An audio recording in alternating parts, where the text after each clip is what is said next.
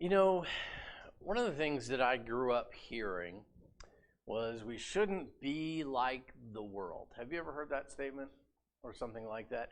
We shouldn't be like the world. It's kind of one of those, it's Christianese, if I could put a linguistic title to it. Christianese is that language or that dialect that Christians have that is borderline nonsensical at time, at least to the rest of the world. We say it, we know what it means, or at least we think we do, and so that's kind of how we, so Christianese, don't be like the world.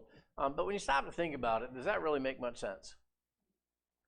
Because I don't know about you, but like when I look at people who are like me, they're like me, or I'm like them. Take your pick. You see people who are in their approaching middle age. They're parents. They have jobs. We look very much the same on the surface. So I'm not like, what does that mean to not be like the world? Well, there were a couple guys who kind of give us a little bit of a suggestion, or a little bit of a hint as to what that might be like. There are three guys who they were born, and their young life was good. They were born into noble families. Their families had money and title and lands, and they had the niceties of life that come with that kind of a birth, an education, respect, luxuries, those kinds of things. And they were friends. Three of them, really four of them, kind of hung out, knew each other. But it wasn't long, not even into adolescence, probably 10, 11 years old, when tragedy struck. And it didn't just strike one of them or two of them, and it didn't just strike them. Tragedy struck their whole country, as they found themselves being invaded by a foreign power. And this foreign power came in and rapidly defeated their army, and their lives of kind of idyllic, noble birth and background were turned dramatically upside down because this invading power took captives. And they were almost literally dragged from their home to another country. But this country recognized, as they took the best and brightest, that these people might serve their country better. And so they entered an education and indoctrination program. They were made into this other country. Some of you might have figured out who I'm talking about. There's three guys whose, interestingly enough, we've forgotten their names of their birth. We only remember the names of their captivity, and that was Shadrach, Meshach, and Abednego, along with their buddy Daniel. But Shadrach, Meshach, and Abednego, these are Babylonian names. We seldom remember their Jewish names, though they were Jewish nobles by birth. Drawn as they were to the land of Babylon, they entered this program where the Babylonians would take, and it was their common practice as they went into different countries, they would take the best and the brightest, those who were educated, who had some standing, and they would train them, and they would make them into Babylonians. They would teach them the Babylonian language. They would teach them Babylonian culture, and they would make them good Babylonians. You see, the Babylonians were they were very much a melting pot in their day. They wanted bright individuals, and they recognized that a person who was educated and was a Babylonian could serve the empire regardless of where they happened to have been born. And so this was their process. And so they went through early in this process. One of the early things they did was the king actually assigned for them a portion from his own table, which is not bad, really, when you think about it. Because we could call him a king or you could call him an emperor. It works either way. That was his role, and so he actually assigned them a portion from his table, and so they were eating royal caliber food. If anything, their diet potentially improved. The richness of it, certainly. They went from noble to royal meals. And so this is what they were facing. And Shadrach and Meshach and Abednego, though, along with their friend Daniel, really didn't dig Babylonian cuisine, I guess, because their desire was to try as much as they could to maintain some small part of their Jewish identity, and a big part of that for them was the dietary laws. You go through the Old Testament, the Law of Moses, you get in Exodus and Leviticus, Numbers, Deuteronomy, all those incredibly stimulating reads. And some of what you find in there, and I say that sarcastically because they're good books to read, but some of what you find in there is all the things you can and can't eat. For instance, Jews were smart enough to know that you shouldn't eat lobster. Some of you like that, and I'm sorry. You can be wrong. But they didn't like cheeseburgers either, so I guess that I'm out there. But there was these dietary laws, and the Babylonian diet was incredibly varied. It was very rich, and many times it didn't line up with their diet, and so they requested permission to maintain a simpler diet. They were looking primarily at vegetables and water, things that would not compromise their diet. And the concern on their handlers, their administrators, was that their peers would be in better health physically because they had a better diet, and so they actually were able to finally figure this out, where they're like, hey, give us this test, let us do this for a short term, and then see how we rate against everybody else. And so it seemed reasonable, and so they were allowed to eat simpler fare, and the four of them, and everybody else just ate whatever they had. And after a short while, they kind of did this assessment, and they found, hey, these three guys, they're actually in better health than the people who are eating all this other food. And so they're like, fine, hey, you want to eat that way? It doesn't cost my job anything. In fact, you could think about their handlers going, well, if you're not getting all of this stuff that you're supposed to be getting, it still has to go somewhere. It's being allocated. I'll take that home to my family, and we'll eat a royal diet, and you can have our vegetables. That worked out really well for them. And so you have this bit of a trade going on. And so Shadrach, Meshach, and Abednego were able to continue to eat their diet. And things continued well. They completed their training program, and they became good Babylonian young men.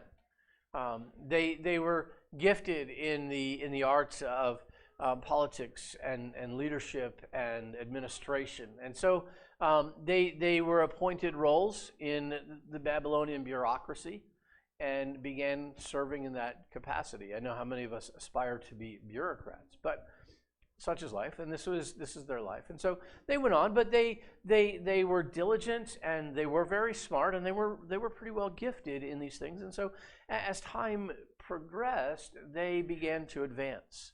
And they did well, and they were promoted, and things were going quite well.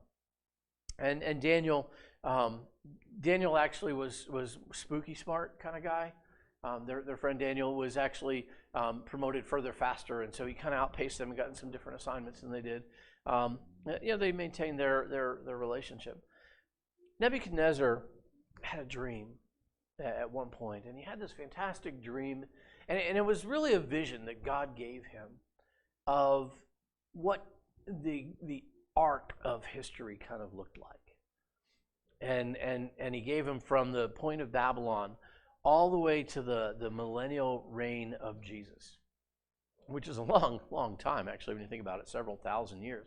But he encapsulated it in the major world empires, and the vision took the form of this great statue that had a head of gold and a chest of silver, and midsection of bronze, and then legs of iron that ended in feet of iron mingled with clay. And then there was this big rock that came up and smashed the statue and became this big rock that filled the earth. And a very curious dream. You find it actually recorded in the book of Daniel. But this was the dream that Nebuchadnezzar had, and its interpretation was that Babylon was the golden head, and then you'd had Persia behind them, and then Greece behind them, and finally Rome, which would kind of crumble there at the bottom. But eventually Jesus, the big rock, was going to come in and smash all of these world empires and fill the entire world, and that gets you right to the millennial reign of Jesus. in the book of Revelation. So that's all of earth history kind of in a nutshell. And Nebuchadnezzar was inspired by this one. He was very proud to be the golden head of the statue. And so he decided, well, what better way to commemorate being a golden head than to make a golden statue that represents all of Babylon, by which he meant, of course, himself. And so he literally had this huge, huge statue made. It was like the Statue of Liberty, but solid gold and in his likeness. Pretty cool deal if you can do that, right?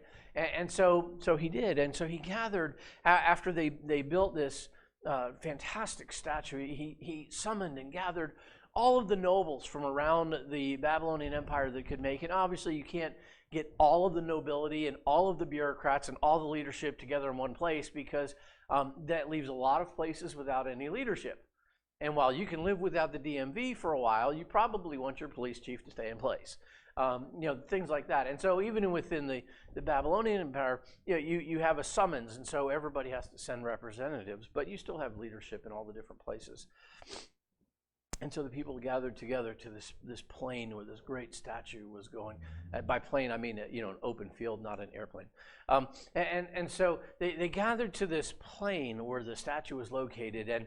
And as they were gathering, and Nebuchadnezzar had like a whole band put together, really more of an orchestra than a band, because it was like 5 people. It was like 55 people. And he had this group of music put together. And there was an announcement that was made as everybody got assembled there. We have this great statue of Nebuchadnezzar, and we have this great band. And when the band plays, all you need to do is bow down and worship the great statue of our great emperor Nebuchadnezzar. Pretty simple thing. And, it's kind of an oddity, but, as a bureaucrat, you do odd things for a living, right? And so, the band played, and everybody bowed. Well, almost everybody. There was these 3 guys who didn't. Guess their names. Shadrach, Meshach, and Abednego. They just, they were Jewish, and they worshipped and served one God, and his name was not Nebuchadnezzar. It was Jehovah. It was Yahweh. It was unpronounceable to the Jews, or unpronounced. And so they just weren't feeling it. The people around them noticed, and some of them got envious, and I think the people who got envious were probably Jewish. If I had to guess, I think they were. But they were bowing and noticed that these men would not bow. And so, being, the good bureaucrats that they were, they immediately went and told their supervisor, who went and told his supervisor, who went and told his supervisor, who sent an email to their supervisor. No, but eventually it got to the stage, and that's where Nebuchadnezzar was and all his people. And they're like, hey, we got 3 guys in this whole sea of people that aren't bowing. Like, somebody had to tell him he didn't see this. So immediately summons them up. Hey, we're told that you're not bowing to my statue.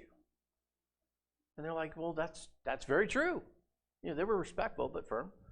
That's true. We're not bowing to your statue. We bow only to God. God said don't worship idols, so we're not worshiping idols. And Nebuchadnezzar, he didn't really dig that answer a lot. It just didn't sit well. And so Nebuchadnezzar said to them, and of course now he's been insulted, and this whole situation just went crazy in a hurry.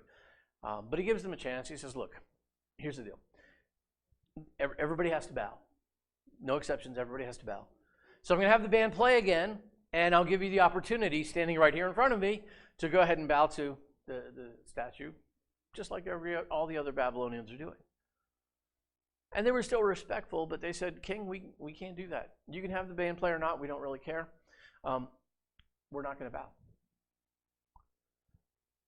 And the king was just irate, and they start heating up the furnace in the background. They had to melt all this gold. They had the furnace still there. Start melting, just kicking up the furnace. It's hot. And the king is getting angry, and he's like, turn it up hotter, hotter, hotter. He's like, look, you can bow or you can burn. It's your choice. And these 3 guys stood up, and right there in the midst of all of the bureaucrats, all of the nobility in Babylon, in front of the king, in front of all of their captors, in front of the army, in front of the Jews who themselves had all been bowing. They said, look, you can kill us, and God may save us, but God may not save us, and really we don't care. We're not going to bow. And of course, Nebuchadnezzar didn't sit well with him, so he threw them in the fire, and it turns out God did save them. And Nebuchadnezzar looks, and here their men are in the fire. I mean, the fire is so hot that the guys who threw them in there died. You can imagine these big burly soldiers carrying them in one at a time, and as they threw them in, these guys, there was just like a pile of bodies outside the furnace. It was that hot. Nebuchadnezzar looks in, he's like, didn't we throw 3 guys in there? And he's like, yeah, that was it. Why do I see 4 guys in there? And they're just walking around. Looks like they're not really bothered by the flames at all. They're just kind of walking around having a conversation. And one of them looks like God in the flesh. Wasn't exactly the day Nebuchadnezzar was planning either. And so he summoned them out, called them out. And the fire had affected them so much that they didn't even smell like smoke. And so they came out there, and Nebuchadnezzar was stirred. He was moved by their firmness, by their resoluteness, and by the fact that they were still alive. And he actually made a decree, hey, you know what? We need to recognize the God of these people as important, because a God who can do that is a God that we should probably give some respect to, because we don't want that God to be angry with us. Now, I think Nebuchadnezzar would eventually come to worship God. I think when you get to heaven, you can talk to him about the story, because I think he's there. Just my personal take on it. But we look at these 3 guys, and we see them being uncompromising in the face of Nebuchadnezzar and the gathered Babylonian nobility. And when we hear this story, we aspire to be like them.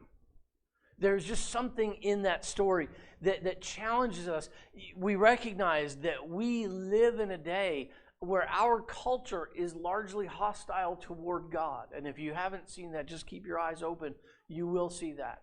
Becoming a Christian is quickly being a Christian rather is quickly becoming very anti-social. It's becoming very against our culture. It's becoming, the 2 groups of people that you're allowed to pick on in America, despite our political correctness. There are 2 groups of people that you can still pick on, and nobody will complain about it. And that's white men and Christians.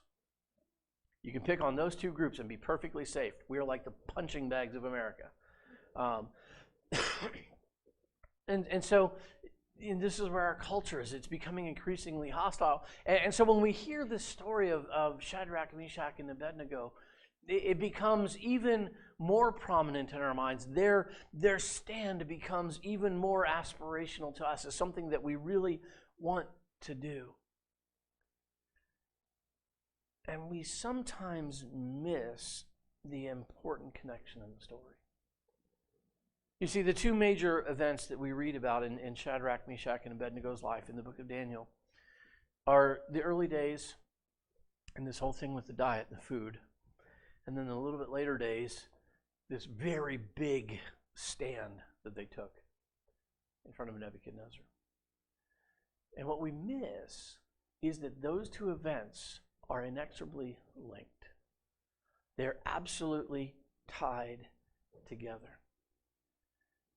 The food thing and the statue thing, they're related.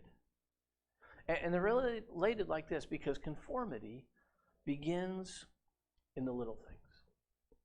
Conformity begins in the little things. How we handle the little details in life dictates how we will handle the big details when they come up.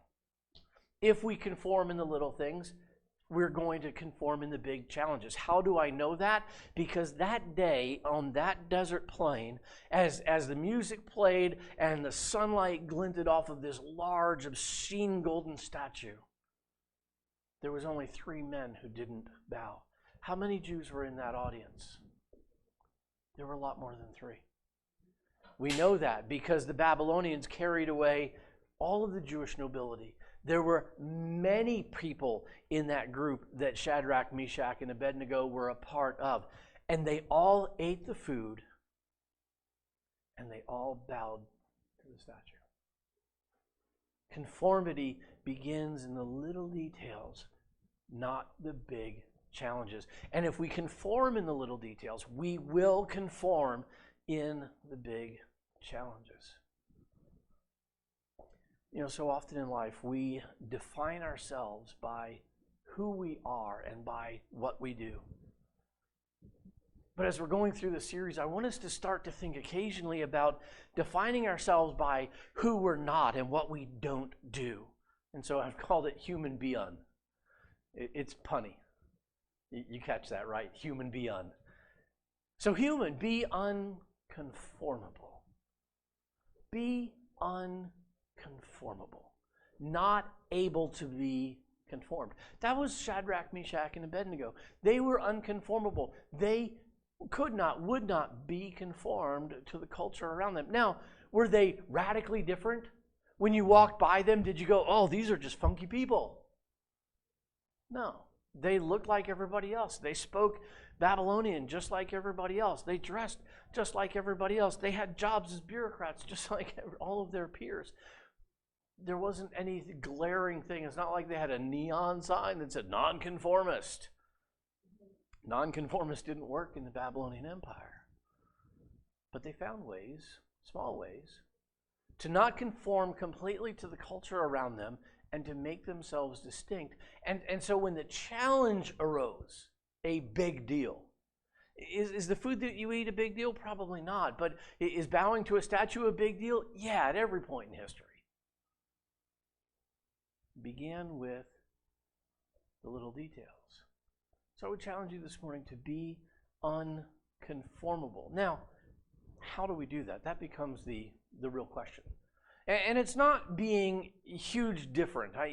The church life I grew up in, and many of you know that, some of you share it, it meant be weird. Frankly, that's what it meant, be weird.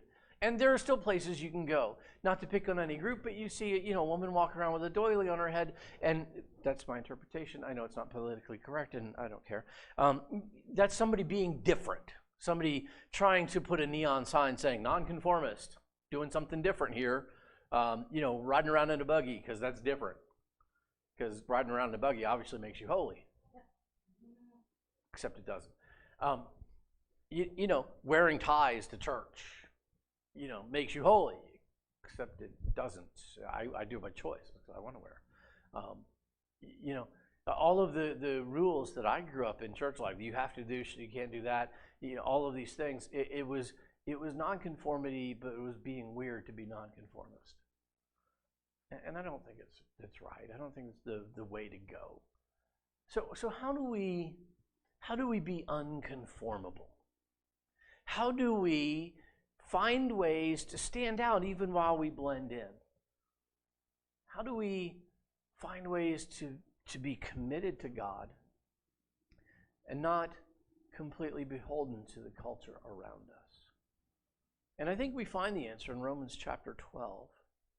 Romans chapter 12, the Apostle Paul wrote a couple of very simple verses. He said this, I beseech you therefore, brethren, by the mercies of God, that you present your bodies a living sacrifice, holy, acceptable to God, which is your reasonable service. And do not be conformed to this world, but be transformed by the renewing of your mind, that you may prove what is that good and acceptable and perfect will of God. And he answers in that passage the how. How do we be unconformable? First, present yourself to God. Present yourself to God. He calls it here in this passage a living sacrifice, which is good news. Because you think about it, if you just stop at the word sacrifice, and Paul was a Jew who wrote this, and he's writing to a Jewish audience, or at least Jews in the audience, and as soon as you say the word sacrifice, what are you thinking? Well, you're thinking, that lamb that they would walk up and they would literally slit its throat, start filleting it, and throw it on a fire. That's a sacrifice. But you can only do that once, right? If you present yourself as a sacrifice, that could get weird in a hurry, couldn't it? So, fortunately, Paul, as he was writing, said, present yourself a living sacrifice. So, no death involved, and that's good news. But it means the same thing. To throw yourself out there, what right did a lamb being sacrificed have? None. What control over its own fate did a sacrificial lamb have? None. It was just there. completely beholden to the process, given to God, whatever that meant. And so in the same way, Paul says to present ourselves a living sacrifice. So both living and sacrifice. We're supposed to continue to live, but we're to continue to live our lives in such a way that we are without even great agency in who we are and how we live. Literally giving ourselves to God, committing ourselves to Him in process to do what He wants. And so that's the first step. Present yourselves to God. Secondly, then, and we get a passive step, and that is to be transformed by God. Now, here's the good news. When we present ourselves to God, He's not going to butcher us like a lamb. He wants us to have a life that is pleasing to us and to Him. He wants to be in relationship with us. He wants us to fulfill the reason that we exist here at all. I mean, you want to absolutely fulfill your destiny. You want to fulfill your purpose. You want to have that. There is no way to do that apart from God, because we were first and foremost created to be in relationship with God. And everything else flows from that. And so we present ourselves to God, and then we are transformed by God. And we have to be passive in this. We have to let Him do that. It's not about us turning over a new leaf. You know what you get when you turn over a leaf? It's the same leaf. No matter how many times you turn that leaf over, it's the same leaf. And it can never be anything else than it is. You take it off the tree, congratulations, you have changed its nature. It's now going from a living leaf to a dying leaf. But it's still the same leaf. And even when it's old and brown and crumbly, guess what? It's now dead, but it's still the same leaf. Turning over a leaf doesn't help. Being transformed is the process whereby God actually makes us into something else, or a different iteration of ourselves, changes our nature. You say, well, what is that going to look like? Whatever He wants it to, because we already gave ourselves to be a living sacrifice without right or control of the process. He's going to turn us into something that He wants us to be. Our options are fight it or go with it. The problem is most of the time we fight it. And that's why we live with such wonderfully happy lives. The misery is often us fighting the transformation. And so He says, be transformed by God. He will renew our mind. He's going to change and make new in our mind, in our thoughts, in our heart, in our emotion, our intellect, our will. All of these things are going to be renewed, made new again, transformed. So, present ourselves to God. Be transformed by God. And then lastly, he says, so that we can understand the will or the desire of God. And that's both our desire for Him and the desires that He has for us. We could understand the will or the desire of God. You know, we don't often understand how much God desires us. You think about it, what does God need? He needs nothing. God is completely self-sufficient. He has existed outside of time, uncreated, unneeding anything at all. And yet He started time and He created us because He wanted to be in relationship with us. But did He need a friend? No, God has always existed as Father and Son and Holy Spirit. He has always existed in perfect, harmonious unity amongst Himself. You say, that doesn't make sense. I know, but that's what the Bible teaches. I can't understand a triune God. But that's what the Bible teaches. He didn't need us. He chose us. He desires us. And He wants not just to be in relationship with us, He wants us to be in a fulfilled way of life. And so, 3 simple steps. Present yourself to God, be transformed by God, and then understand the will or desire of God. You see, we're often tempted to think that the little details have little impact. In reality, the little details are what set the stage, what set the direction, so that when we face the big challenge, if you conform in the little details, you're going to conform in the big challenge. There was a whole bunch of Jews on that plane that did it that day. But if you will be unconformable in the little details, you will be unconformable in the big challenges. I challenge you this morning, be unconformable. Would you pray with me? Father, we love you. We thank you for the day. We thank you for the challenge.